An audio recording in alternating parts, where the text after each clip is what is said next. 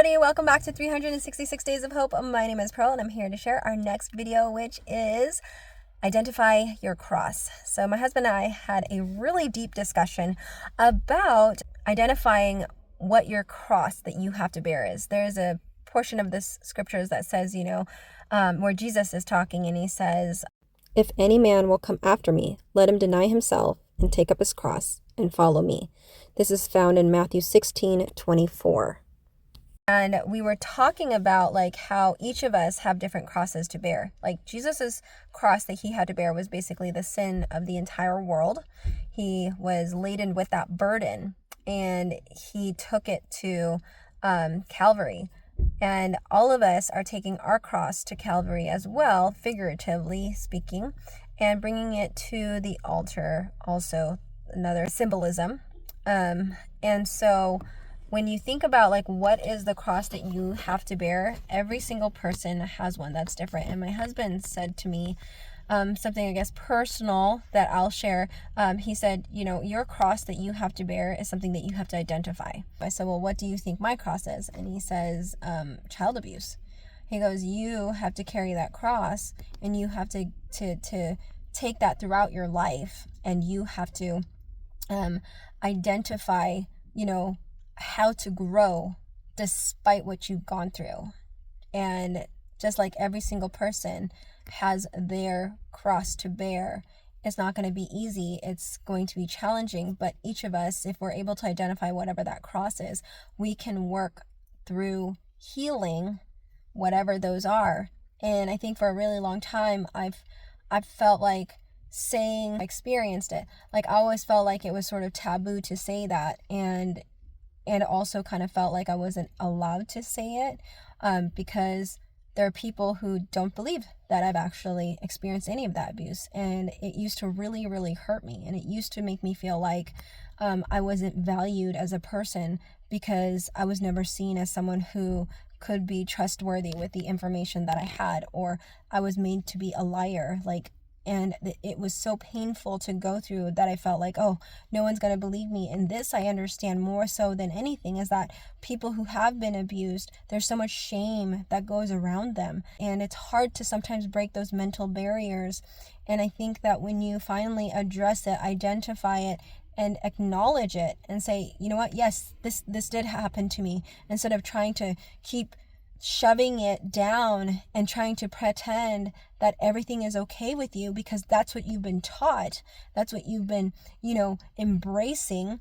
Eventually at some point it's going to bubble over to a point where you lose complete control of yourself, or you completely lose your mind because you had no concept or understanding of how to deal with the burden. But you just give that to God, and you constantly give that to the Lord, and he helps you through it, and he gives you tools, he gives you individuals, he gives you books to help you navigate through those things. But I think what's so important is you have to identify what that is, and it will set you free and help you. It's kind of the same thing that when you confess your sin, you don't do a general thing and say, oh Lord, forgive me of my sins. No, you have to specify it. You have to be specific. You need to identify what those sins are so that Christ himself can work on those things. The reason why he makes us identify it isn't because he doesn't know what it is.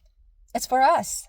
It's absolutely for us. It's for us to recognize the issues that we have and to really claim those and put it in a bag. It's kind of like going scavenger hunting, and you give a person a list, and if it's not specific, they could grab anything and everything, and that would be the scavenger hunt.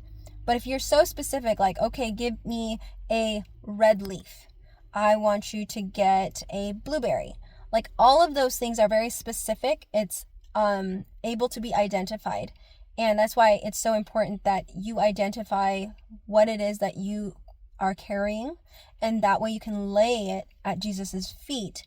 And I loved what one of the pastors I was listening to had said. He said, you can be vulnerable with God and just tell him the honest truth about how you feel. I used to feel like I couldn't be that vulnerable with God, meaning I couldn't sit here and just be honest and be like, Lord, I actually really like doing this thing, or Lord, I really, really hate this person.